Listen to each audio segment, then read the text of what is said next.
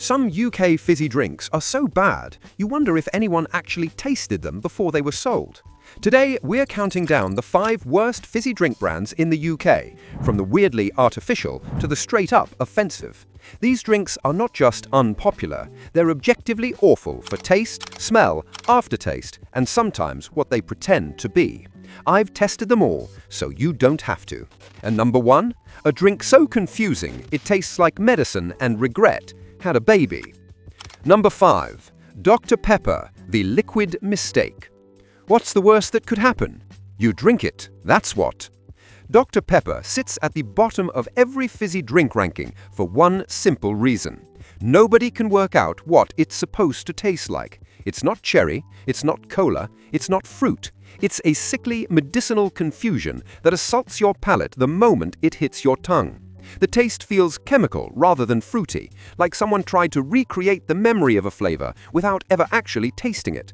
The flavor profile makes no sense whatsoever.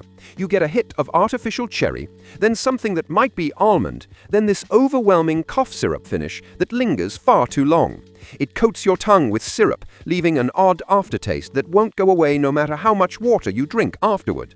The smell hits you before you even take a sip. Artificial cherries mixed with something medicinal, something vaguely pharmacy-like that triggers memories of childhood illness rather than refreshment. Even the Metro ranking, which tested 18 different fizzy drinks, placed Dr. Pepper dead last, 18th out of 18. The absolute bottom. And the reason is clear to anyone who's ever finished a can. Actually, scratch that. The reason is clear to anyone who's ever tried to finish a can, because that's the real tell. Nobody finishes Dr. Pepper. They take a few sips out of curiosity or desperation, realize what they've done to themselves, and abandon the rest. There's a reason for that. It tastes like bad medicine pretending to be soda. The fundamental problem with Dr. Pepper is identity. It doesn't know what it is.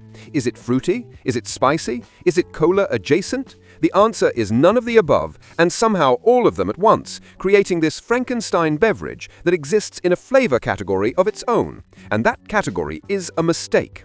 A drink that doesn't know what it is leaves your taste buds just as confused. The marketing tries to lean into the mystery, suggesting that not knowing the flavor is part of the appeal. But mystery only works when the answer is worth discovering. In this case, the answer is disappointment. And if you think that's bad, wait until you hear about the drink that tried to copy Coke and failed miserably. Number 4, Pepsi, the wannabe. Pepsi, the drink you get when you ask for Coke, but life says no. We've all been there, standing at a pub or sitting in a restaurant, ordering a Coke and hearing those crushing words, "Is Pepsi okay?" No. Pepsi is not okay. Pepsi has never been okay. Pepsi is the permanent understudy that never quite learned the part, forever doomed to play second fiddle to the drink it's desperately trying to replicate. The taste gives it away immediately, overly sweet and syrupy, with less fizz and a heavier texture that sits on your tongue like a mistake. Where Coke delivers a crisp, refreshing bite, Pepsi delivers treacle. It feels flat even when it's fresh from the can, like someone sucked half the carbonation out before sealing it. The sweetness isn't balanced. It's overwhelming, cloying, the kind of sugar hit that makes your teeth hurt and your throat feel coated. It's not refreshing, it's exhausting. The Metro ranking placed Pepsi second worst, just one spot above Dr. Pepper. That's not a coincidence, that's justice. People describe it as flat cola syrup with gas. Some don't even grant it that much dignity, calling it cola-flavored disappointment. The psychological damage runs deep. Every time you order a Coke and get told they only have Pepsi, a small part of you dies inside, because you know what's coming. You know you're about to spend the next 10 minutes pretending this is fine, while secretly wishing you'd just asked for water. Pepsi's entire existence is defined by living in the shadow of Coca-Cola. The branding screams try hard. The marketing campaigns constantly position themselves against Coke, running taste tests and blind challenges, desperately trying to convince the world that they're just as good.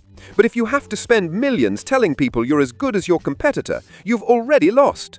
The desperation is palpable. It tastes like it's trying too hard and failing every time. There's no confidence in the flavor, no assurance, just this overwhelming sense that you're drinking the bronze medal of cola drinks. The health angle doesn't save it either.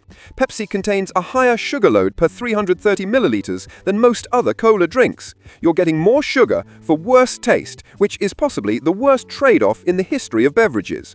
Even the zero sugar version can't rescue the brand because it still tastes chemical, still feels flat, still sits in that uncanny valley of almost, but not quite right. The artificial sweeteners don't mask the fundamental problem. They just add another layer of wrong on top of the existing wrong. But at least Pepsi knows what it's trying to be. The next one, even the recipe seems confused. Number 3. Fanta Fruit Twist, the failed experiment. When you first see Fanta Fruit Twist, you think of a tropical paradise. Bright packaging, promises of exotic fruit, the suggestion of sunshine and beaches. But one sip and you're stranded in chemical fruit hell. This is what happens when a marketing team describes a tropical flavor to a lab technician who's never tasted actual fruit. The result is a confusing mess that starts off sweet but ends bitter, feels artificial and syrupy rather than refreshing, and leaves you wondering what exactly you just put in your body. The flavor profile is chaos. There's supposedly mango in there, maybe pineapple, something else that might be passion fruit or might be industrial waste. It's genuinely hard to tell. None of these flavors work together. They don't blend into a tropical harmony. They fight each other for dominance while your taste buds suffer in the crossfire. The sweetness hits first, that aggressive chemical sweetness that has nothing to do with real fruit. Then comes the bitterness, this weird metallic aftertaste that clings to the back of your throat like it's punishing you for making poor choices. Compare this to Fanta's other offerings and the failure becomes even more obvious. Fanta Icy Lemon works. It's crisp, refreshing, exactly what it promises to be. Fanta Orange is a classic, a reliable choice that's been delivering consistent flavor for decades. But Fruit Twist? It's like the knockoff cousin who wasn't invited to the family reunion but showed up anyway, loud and embarrassing and impossible to ignore. The other Fanta flavors understand what they are. Fruit Twist is having an identity crisis in a can. Most reviews described it as half a tropical idea, which might be the kindest thing anyone's ever said about it. The truth is harsher. This is a failed experiment that somehow made it past quality control and onto supermarket shelves. Pour it next to real fruit juice and the difference is shocking. The color is neon, unnaturally bright, the kind of hue that doesn't exist in nature. It looks like what a computer program might generate if you asked it to create tropical without showing it any actual tropical fruit. The real crime is that Fanta proved they can do spin-offs well. Icy Lemon is evidence that the brand understands how to expand beyond orange, but Fruit Twist proves they also don't know when to stop, when to admit that not every flavor combination deserves to exist. This tastes like a boardroom decision, like someone pitched tropical twist during a meeting and everyone was too polite to say it was a terrible idea. Now we're all paying the price, one regretful sip at a time. But if you think confusing fruit is bad, what about a drink that doesn't even know what fruit it is? Number 2. Tizer, the mystery fruit that nobody asked for. Remember Tizer? Most people don't, and there's a very good reason for that. Tizer is the fizzy drink that somehow survived the 90s but absolutely shouldn't have. It sits on shelves like a relic from another era, a drink that never found its audience, and maybe that's for the best. Because the fundamental problem with Tizer is that nobody knows what it's supposed to taste like. Not the people who drink it, possibly not even the people who make it. The flavor is pure confusion. Some people say it's fruity, others detect something metallic. Most just describe it as generic red fizz with sugar and regret. The label claims it's made with real fruit juice, but never specifies which fruit. Is it cherry? Strawberry? Raspberry? The answer seems to be none of the above, and somehow a bit of all of them blended into this identityless red liquid that tastes like the concept of fruit rather than any actual fruit.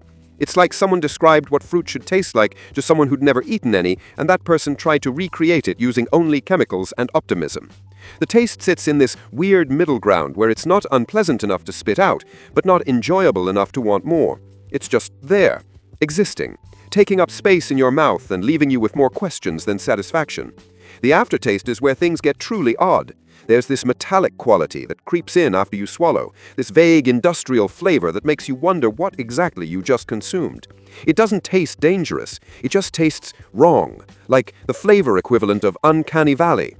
Brand confusion runs deep with Tizer. The marketing has never quite worked out what story to tell. Is it nostalgic? Is it modern? Is it for kids or adults?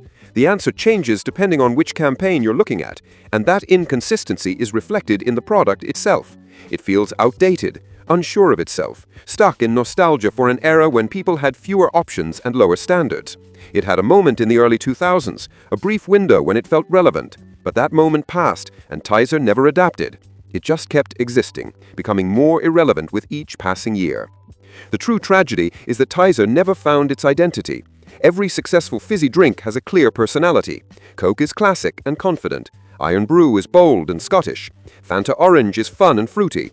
But Tizer, what is Tizer? The brand itself can't answer that question. And if the people making it don't know what it's supposed to be, how are consumers supposed to connect with it? This isn't a drink. It's a confused liquid searching for purpose in a market that moved on decades ago. But the next one, it's not just bad. It's wrong on a spiritual level. Number 1. Cherry Coke, the flavor that should have stayed a dream. Somebody thought adding cherry to Coke was a good idea. That person needs to explain themselves. Cherry Coke sits at the intersection of two wrongs, bad fruit mix and ruined cola. It takes one of the most successful, most carefully crafted flavor profiles in history and drowns it in artificial cherry syrup until everything that made Coke great is buried under sweet, chemical wrongness. This isn't innovation. This is vandalism. The taste is immediately offensive. Artificial cherry syrup overpowers the Coke base completely. You don't taste Coke with a hint of cherry. You taste cherry-flavored medicine with a vague memory of cola lurking somewhere in the background, crying for help. The bitterness comes in waves, this chemical aftertaste that lingers long after you've swallowed, coating your tongue with regret. It smells like fake cherry sweets from the 90s, that artificial fragrance that has nothing to do with real cherries and everything to do with laboratories and synthetic flavoring. One whiff and you know you've made a mistake, but by then, it's too late. You've already bought it. Your face twists after every sip. It's not refreshing, it's confusing. Your brain expects Coke, that familiar, reliable taste. Instead, it gets this Franken-drink that can't decide if it's trying to be soda or cough syrup. The cognitive dissonance is real and immediate. This is what happens when you take something perfect and try to make it better. You don't make it better, you ruin it. Coca-Cola spent over a century perfecting their formula, creating one of the most recognizable and beloved flavors on the planet. Then someone in a boardroom decided that wasn't good enough and added cherry. The result is a drink that satisfies nobody. Coke fans hate it for ruining their favorite drink. Cherry fans hate it for being a terrible representation of cherry. Everyone loses. The cultural disconnect makes it worse. Cherry Coke is popular in the United States, where it fits into their broader acceptance of artificial fruit flavors and extreme sweetness. But in the UK, it feels fundamentally out of place.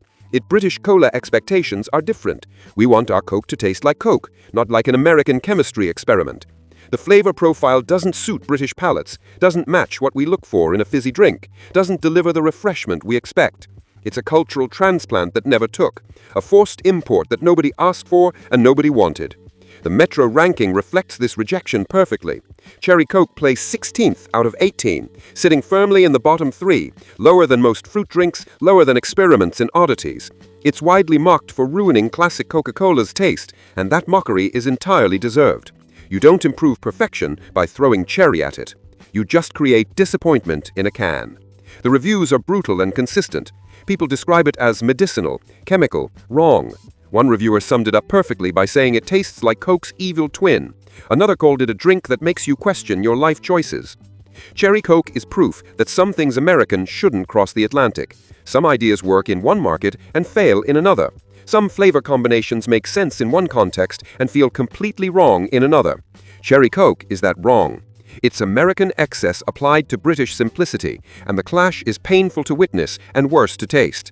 Every can sold is evidence that marketing can convince people to try anything once. But the lack of repeat customers tells the real story. This is a drink people try out of curiosity and abandon out of wisdom. The flavor that should have stayed a dream. Or better yet, a nightmare you wake up from and immediately forget. So there you have it. Which fizzy drink do you think deserves to be banned from Britain's shelves? Drop your pick in the comments.